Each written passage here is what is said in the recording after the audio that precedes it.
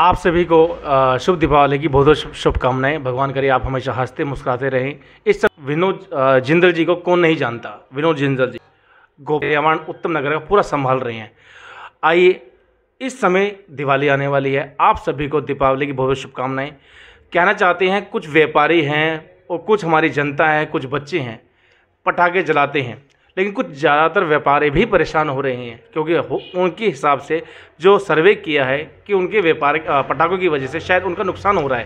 पर जो हमारे विनोद जिंदल जी हैं वो पर्यावरण भी देख रहे हैं, आखिर क्या पटाखे जलाने चाहिए क्या नहीं, इसी बारे में इससे विनोद जिंदल जी से हम वार्तालाप करेंगे।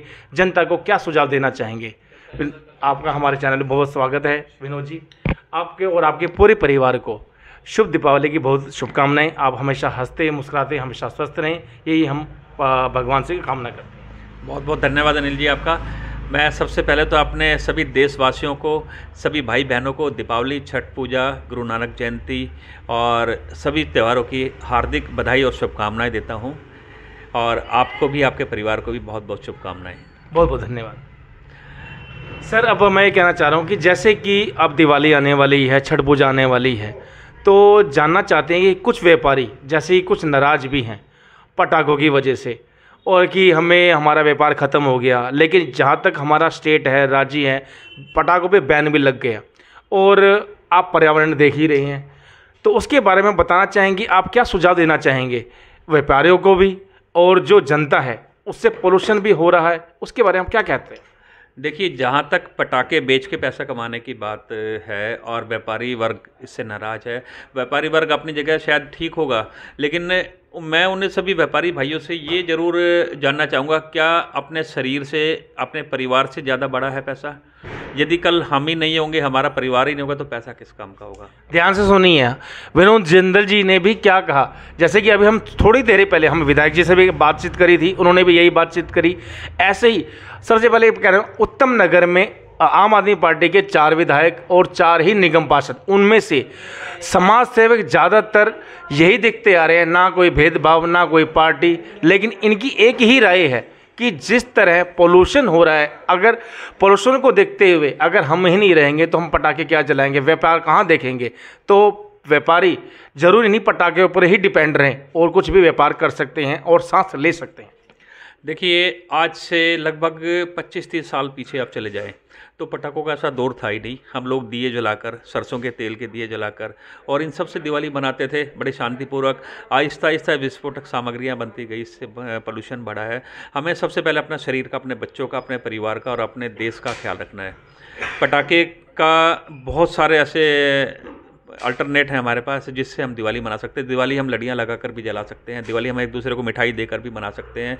दिवाली एक भाईचारे का त्यौहार है, पटाखों का त्यौहार नहीं है कि पटाखे मनाए और पोल्यूशन फैलाए, ये त्यौहार नहीं है। हमारे विधायक श्री नरेश बाल्यान जी, हमारे दिल्ली के पर्यावरण मंत्री माननीय गोपाल राय जी, सभी पुरजोर तरीके से पिछले 5-6 साल से लगे हुए हैं कि दिल्ली में पोल्यूशन, और आप आज देख रहे हैं कि दिल्ली में AQI लेवल पिछले 5-6 सालों में बहुत डाउन रहा, बहुत कम रहा। कुछ समय जो हमारे नज़दीक पड़ोसी राज्य हैं, चाहे यूपी है चाहे बिहार है, हर बार ये बात उठाई जाती है कि पराली नाली जलाई जाए, इस तरह से विस्फोटक सामग्रियों पर अंकुश लगाया जाए, वहाँ भी बम पटाखों पर अंकुश लगाया जाए। लेकिन कहीं ना कहीं ऐसा है कि मतभेद या मनभेद हैं कि यूपी और हरियाणा सबसे नज़दीक हमारे लगते हैं। यदि यूपी हरियाणा में भी पटाखों और बैन लगा दिया जाए तो मैं दावे के साथ कह सकता हूँ कि दिल्ली में क्या पूरे देश में ये प्रदूषण स्तर बिल्कुल 50%, 60% पे आ जाएगा। अभी कुछ समय पहले कोर्ट ने भी, हाई कोर्ट ने भी आदेश दिया है प्रणाली को लेकर कि पोल्यूशन हो रहा है, उसी बेस पे। नहीं, हाई कोर्ट, देखिए हाई कोर्ट हो या सुप्रीम कोर्ट हो, बैठने वाले सभी वहाँ भी इंसान हैं। वो भी हमारे की तरह सांस लेते हैं, वो भी हमारे लिए सोचते हैं, हमारे देश के लिए सोचते हैं, जनता के लिए सोचते हैं। तो मैं तो पूरी अपनी जनता से, अपनी देश की सरकार से, अपनी दिल्ली की सरकार जिस तरह से लगी हुई है पूरे ज़ोर शोर से, मैं अपने देश की सरकार से भी ये अनुरोध करूँगा कि वो जितने भी राज्य हैं सभी में पटाखों पर पूरी तरह प्रतिबंध लगा दिए, जिससे कि प्रदूषण कम रहे, लोगों को सांस लेने में आसानी रहे और त्यौहार एक खुशी और हर्षोल्लास से मनाया जा सके। लेकिन अब मैं एक सवाल एक और है जिंदल साहब, मैं ये कहना चाहता हूँ कि जैसे कि पटाखों पे अब नियंत्रण करने की हमारी सरकारें कोशिश कर रही हैं, तो जो पहले पटाखे जल रहे थे तो क्या वो सरकारें कार्य नहीं कर रही थी? नहीं, आज से लगभग 10 साल पीछे आप चले जाएं तो इतना प्रभावशाली नहीं था, इस पे असर इतना कारगर नहीं था। कारण ये था कि दिल्ली में जैसे ही प्रदूषण बढ़ा, जैसे ही पराली जलने शुरू होती थी, तो सरकारें जो थी एक दूसरे से तालमेल करके और ये एक दूसरे के साथ चलती थी। लेकिन दिल्ली की केजरीवाल सरकार ने कहा मेरे लिए पहले मेरे दिल्ली का नागरिक, पहले मेरी जनता, उसके स्वास्थ्य मेरे लिए सबसे पहले है, उसके बाद सब पटाखे और पराली है।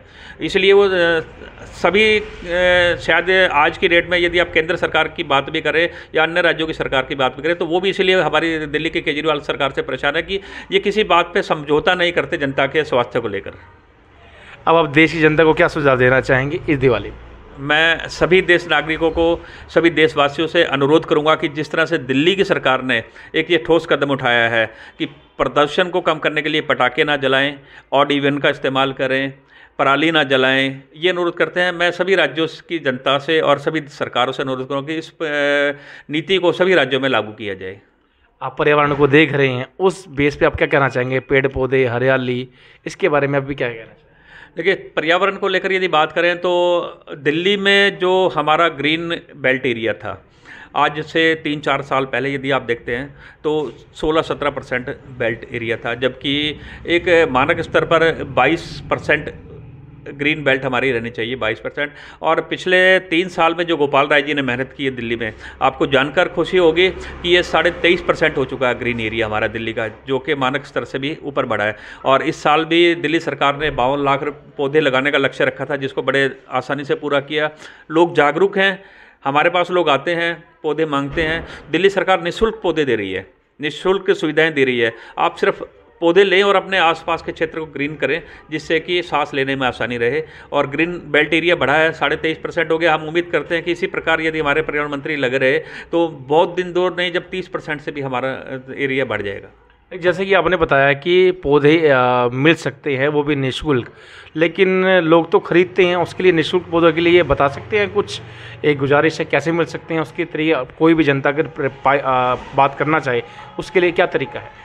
देखिए, ये बहुत हर तरह से प्रिंट मीडिया से, इलेक्ट्रॉनिक मीडिया के माध्यम से दिल्ली सरकार टाइम टू टाइम बताती है दिल्ली की जनता को कि आप अपने आसपास की नर्सरियों से जाकर, दिल्ली की 14 नर्सरियां हैं जहां से आपको निःशुल्क पौधे लेने हैं। आपने अपना आधार कार्ड लेके जाना है और आपको 10 से 12 पौधे आपकी पसंद के वहाँ से मिल जाएंगे, जिसका कोई पैसा आपने नहीं देना।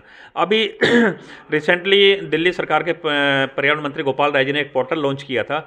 उस पोर्टल पर भी जाके आप चाहे तो आपको कौन से पौधे नर्सरी में अवेलेबल है उसकी पूरी जानकारी मिलेगी। आपको कौन से कितने पौधे चाहिए रजिस्टर्ड कराएं और आप जाके वहाँ से ले सकते हैं। ये पूरे देश में दिल्ली ऐसा क्षेत्र है जिसमें ये सुविधाएं उपलब्ध करा गई है कि पोर्टल इस्तेमाल किया गया है, पोर्टल चालू किया गया है और दिल्ली की 14 नर्सरियों में कितने पौधे किस वैरायटी के हैं और आपको कितने चाहिए वो उस पे पोर्टल पे लोड करें। ऐसा पहली बारी दिल्ली में ऐसा किया गया है।